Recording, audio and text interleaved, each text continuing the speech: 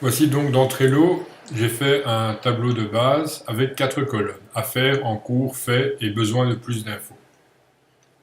Donc le principe de base est le suivant.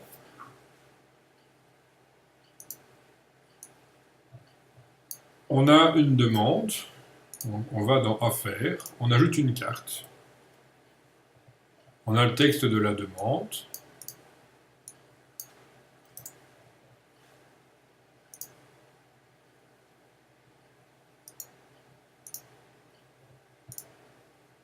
On ajoute la carte. Vu qu'il y a plusieurs paragraphes, il ne sait pas si c'est 4 cartes ou une carte, donc on précise c'est une seule carte.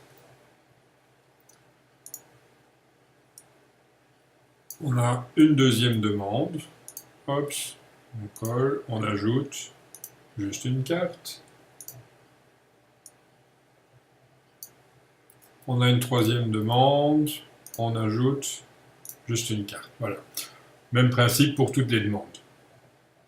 Une fois que je prends une tâche en main, je la déplace dans mon cours.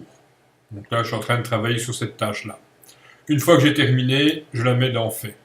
Si jamais une tâche n'est pas claire, je la mets dans Besoin de plus d'infos, je clique sur la tâche et je rajoute un commentaire. Des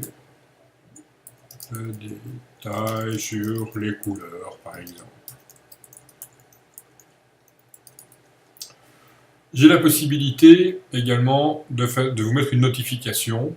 Moi ici, je suis tout seul sur la carte, donc je ne peux pas faire de démo. Mais simplement, on clique sur le petit hâte et on peut rajouter un membre de la carte pour qu'il reçoive une notification.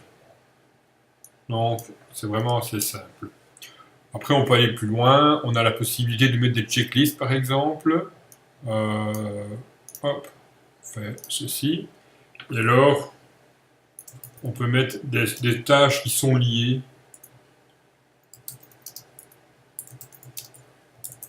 Donc, la checklist va représenter une chose à faire. Donc, par exemple, mettre en place GetResponse. La tâche 1, ça va être créer le compte. La tâche 2, ça va être valider les domaines, et ainsi de suite. Et donc, moi, je peux cocher au fur et à mesure que j'ai fait les différentes tâches. Donc, ça, c'est intéressant aussi. On peut mettre des pièces jointes avec les tâches. Donc, sur Google Drive, Dropbox, OneDrive, ou bien sur sa machine, ou un lien. Facile aussi. Donc, voilà le petit outil. Très simple, très pratique. Merci.